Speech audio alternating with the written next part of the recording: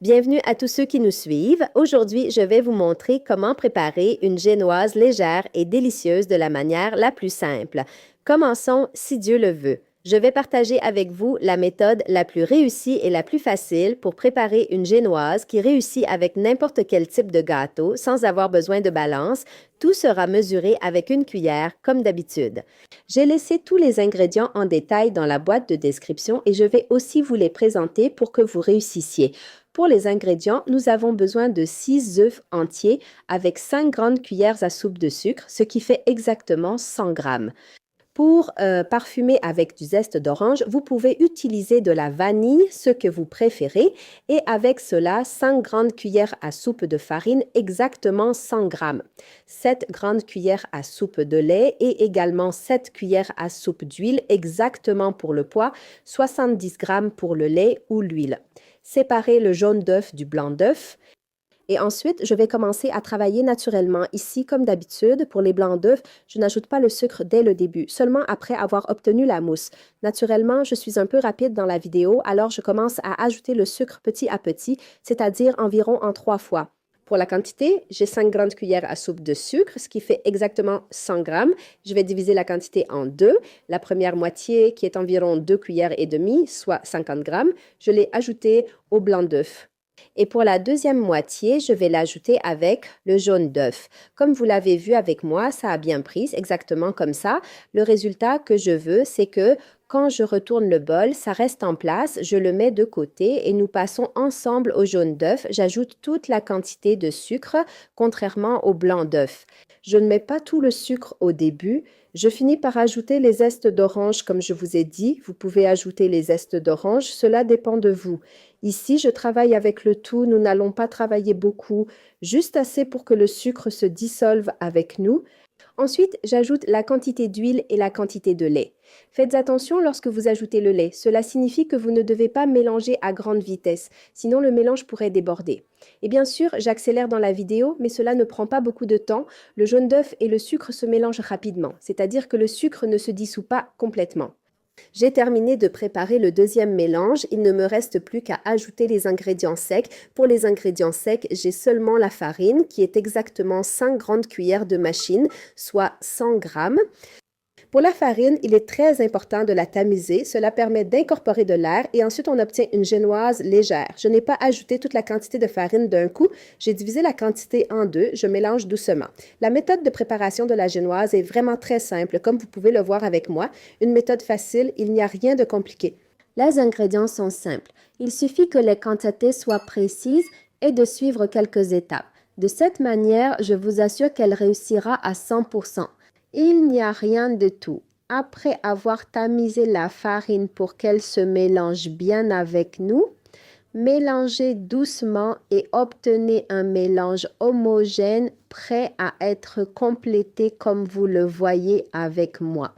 C'est exactement la consistance du jaune d'œuf. Il ne me reste plus qu'à ajouter la meringue en 2 ou 3 fois. Je ne verse pas toute la quantité d'un coup comme vous l'avez vu avec moi.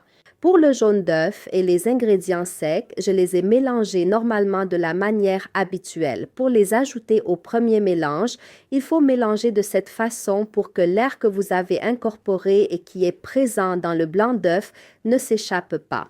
Ensuite, j'ajoute la deuxième quantité en remuant légèrement et je termine avec le reste de la quantité. Concernant la levure chimique, je n'en ai pas mis. Pour ceux qui veulent en mettre, n'en mettez pas trop, environ 2 grammes, ce qui correspond à peu près à 1/3 de petite cuillère à café. Mon mélange est prêt, il ne me reste plus qu'à verser mon mélange dans un plat, bien sûr. Pour cela, Cela signifie qu'il tient en place. On peut prendre un peu de mélange ou une très petite quantité de beurre pour qu'il colle et ne bouge pas. Pour le four, je l'ai préchauffé à 170 degrés, entre 170 et 180 degrés pendant 10 minutes. Je l'ai mis à chauffer avant de commencer à préparer mon mélange parce que, comme vous l'avez vu, cela ne prend pas beaucoup de temps et le mélange est prêt. Il ne me reste plus qu'à mettre le plat au four avant toute chose. Suivez-moi, voici les détails. Pour réussir votre génoise, donnez un léger coup pour répartir le mélange uniformément sur le plat. Ainsi, la génoise est prête. Comme je vous l'ai dit, ne la laissez pas plus de 10 à 12 minutes. Elle sera prête pendant ce temps. Je suis sortie pour travailler. Pour cela, je l'ai préparée la veille et je l'ai laissée au réfrigérateur toute la nuit. Pas dans ses ingrédients. J'ai 100 grammes. Comme vous pouvez le voir, j'ai utilisé du beurre et avec ça, j'ai 250 grammes de chocolat. Chocolat de couverture, pareil aussi. J'ai 100 grammes de crème fraîche. Vous verrez ensuite comment je vais l'utiliser. La première chose est de faire fondre le chocolat. 250 grammes de chocolat. Il est préférable d'utiliser du chocolat. Je ne l'utilise pas toujours, mais je suis toujours avec le chocolat. Pour la crème fraîche, la première quantité qui est 100 grammes de crème fraîche, j'ai utilisé ce beurre, je l'ai laissé chauffer, je l'ai versé tout d'un coup. Comme vous pouvez le voir avec moi, je l'ai versé presque en 3 fois. À chaque fois, j'en verse un peu et je le remets sur le feu pour qu'il ne refroidisse pas et je mélange bien par le haut comme vous le savez. Surtout maintenant que le temps est froid, je la remets sur le feu et je continue à bien mélanger. Je prends les 100 grammes restants de crème fraîche que j'ai pesée et laissée au réfrigérateur. Elle doit être froide à cette étape. Je l'ajoute froide même avec le mélange que j'ai préparé. Je reviens avec vous. Pour la crème fraîche que j'ai utilisé cette bouteille qui contient 25% et on peut l'utiliser de la même manière. Bien sûr, on peut aussi utiliser la crème fraîche spéciale pour fouetter. Nous avons utilisé la crème fraîche spéciale pour fouetter. Je vais donc vous laisser dans la boîte de description les ingrédients car cela diffère pour le chocolat et pour la crème fraîche. De même, une fois terminée, je la couvre avec du papier cellophane pour ne pas la laisser à l'air et je la mets au réfrigérateur pour toute la nuit. Et voici la consistance que j'ai obtenue après une nuit entière dans le réfrigérateur ordinaire.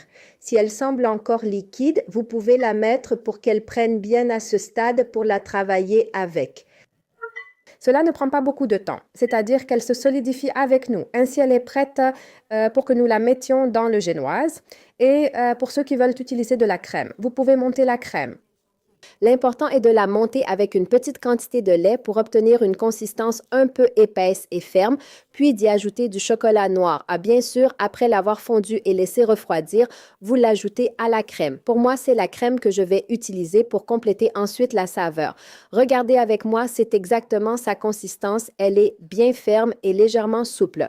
En attendant, j'ai presque fini avec le génoise. Je vais la sortir. Avant de la sortir, j'ai pris un torchon que j'humidifie ici. Ne l'humidifiez pas trop car je veux qu'il ne soit pas trop mouillé. C'est très important pour réussir et obtenir quelque chose de bon et moelleux. La génoise, je l'ai sortie comme vous voyez, bien cuite. Je vais la retourner et enlever. Regardez avec moi, ça nous donne le goût.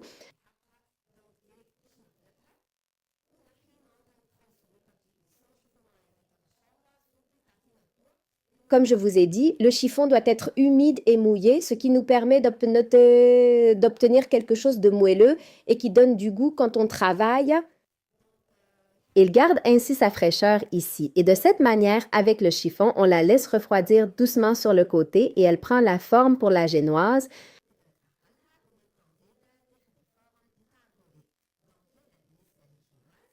Je reviens avec vous à ce sujet. On peut le laisser tel quel, on peut l'utiliser comme ça ou bien de la manière qui nous convient pour utiliser de la framboise et des fraises dont j'ai déjà partagé la méthode de préparation. Vous pouvez aussi utiliser de la confiture de fraises. L'important est qu'il ne soit pas trop épais pour que la consistance et la crème ou le ganache que vous allez utiliser ne tombent pas. Ajoutez de la crème comme vous le souhaitez. Consultez la boîte de description. J'ai laissé beaucoup d'idées que vous pouvez utiliser. Pour nous, nous allons prendre une petite quantité de ce chocolat pour y ajouter la gelée de fraises et de framboises et une autre quantité que nous laisserons telle qu'elle. Voici quelques idées. Ensuite, vous pouvez préparer comme vous voulez. J'ai pris une petite quantité, je l'ai bien mélangée ici. Regardez avec moi, c'est bien formé comme vous voyez, ça nous donne le goût. Et maintenant, il ne me reste plus qu'à mettre le chocolat pour ceux qui aiment le chocolat. Je ne vous ai pas oublié, j'ai laissé dans la boîte de description la recette pour préparer une génoise au cacao ainsi qu'une mousse au chocolat qui est vraiment délicieuse. Ici, je l'ai terminée comme ça avec la méthode que vous avez vue avec moi et on enveloppe avec du papier cuisson. On peut aussi finir avec de l'aluminium et mettre au four. En vérité, je l'ai laissé toute la nuit dans le congélateur et comme vous pouvez le voir avec moi, le four est humide et il ne me reste plus qu'à le recouvrir avec la quantité de ganache au chocolat qui me reste. C'était tout pour aujourd'hui. J'espère que vous avez trouvé cela utile et que la méthode vous a plu. J'attends votre soutien et vos encouragements avec beaucoup de j'aime et si vous avez des questions, laissez-les comme d'habitude. J'interagirai avec vous et je vous laisse sous la protection de Dieu. J'écrirai si Dieu le veut, je reviendrai avec une nouvelle recette.